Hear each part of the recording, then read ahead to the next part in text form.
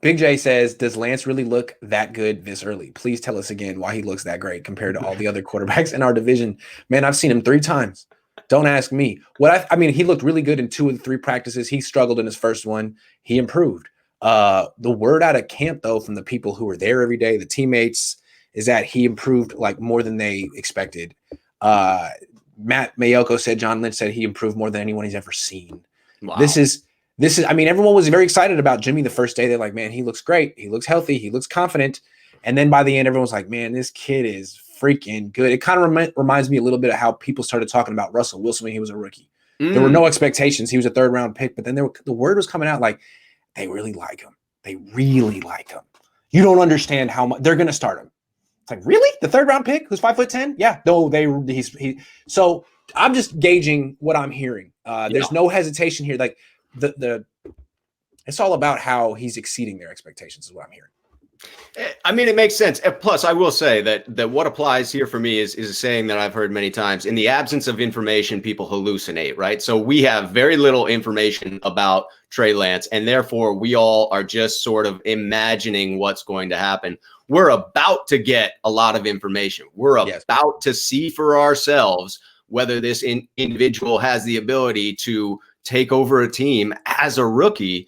And that's what we all should be rooting for. Even I, who believe it's illogical to assume it's going to be Lance, am rooting for it to be Lance because I want to be able to start Lance, get Jimmy off of the books, and use that money for other purposes. I just don't see it as the likely scenario. If you get rid of Jimmy and he goes somewhere and wins and Lance isn't good or isn't ready, you lose the locker room right there. You lose the fan base, you lose the locker room, you get fired. Yep. Don't take for granted how tenuous these jobs are at head coach. I mean, Kyle Shanahan feels like he's untouchable. He's got 1 winning season and he lost in the Super Bowl. Doug Peterson won the freaking Super Bowl, got fired. So, I mean, as long as Kyle doesn't lose the locker room, he's cool. But you can lose the locker room by messing around at quarterback. And I keep going back to what Jimmy Ward said about Garoppolo. Everyone says, what he said about Goff. Everyone says the Rams are smart to get rid of Goff and bring in Stafford. Everyone agrees that Stafford's better than him. And what Jimmy said is like, well, we'll see.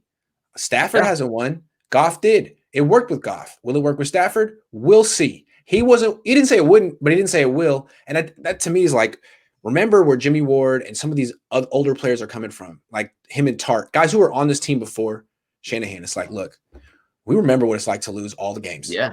It sucks. And we remember what it was like before Jimmy got here because Kyle was here and he was 1-10 and it looked a lot like the Chip Kelly stuff. And then Jimmy got here and they started winning. So from a lot of players' perspective, it's like, all right, man, I see the talent with Trey Lance. I hear the limitations with Jimmy Garoppolo. But until you can prove to me that we can win without Jimmy Garoppolo, I feel like you're overthinking it. I can see players thinking that. And so that's a lot of pressure on Trey Lance. You got to beat his ass in training camp to make this clear. Otherwise, they can just go with Jimmy. Yeah. I mean, vets want to know, they want to see results. They don't want to talk about potential, right? To your point, they have seen they want to win and felt losing. Yes, they want to win. They want to win. They know this guy can win, right? Yes. They've been there while he does it. And they know that they haven't been able to win without him. That's the thing. Like, you can say that Kyle's great and he gets the most out of this and that. When Jimmy goes down, they freaking lose. Yeah. And they may compete or whatever, but they freaking lose. Yeah. Competing and losing sucks. It does. So that's a lot of pressure. It seems to me that while Kyle Shanahan, I really feel like he's dying to have a new starting quarterback week 1. Yeah. You know, Stafford, whoever, Lance, it could be Lance. That doesn't mean that the locker room is as gung-ho. In fact, I'm sure they're not. So that's going to be a lot of pressure on Kyle and Trey Lance to prove it to everyone else on the team that the right move is to start this rookie week 1 or whenever. Because it seems, I don't know, it seems kind of like Kyle once again is in a position where he's at Jimmy's mercy. If Jimmy goes out and plays well, it's his team.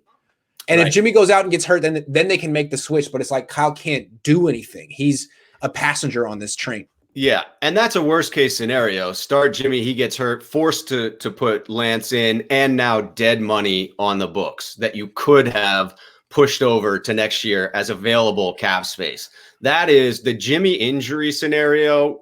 which Nightmare. is reasonably likely, you know, you have to admit that it is a reasonable possibility, is the most painful one to imagine for me. That's the biggest reason that I do hope that Lance is able to truly kick ass throughout the preseason, establish himself as the starter, and make Jimmy someone else's problem. See, I feel like the Jimmy myth is almost like, you know, like the anti-vax myth. It's like, I really want to help people, educate people on the Jimmy thing. Like, guys, he's 8-6 in his last 14 starts. All right. You're not just gonna win with him all the time.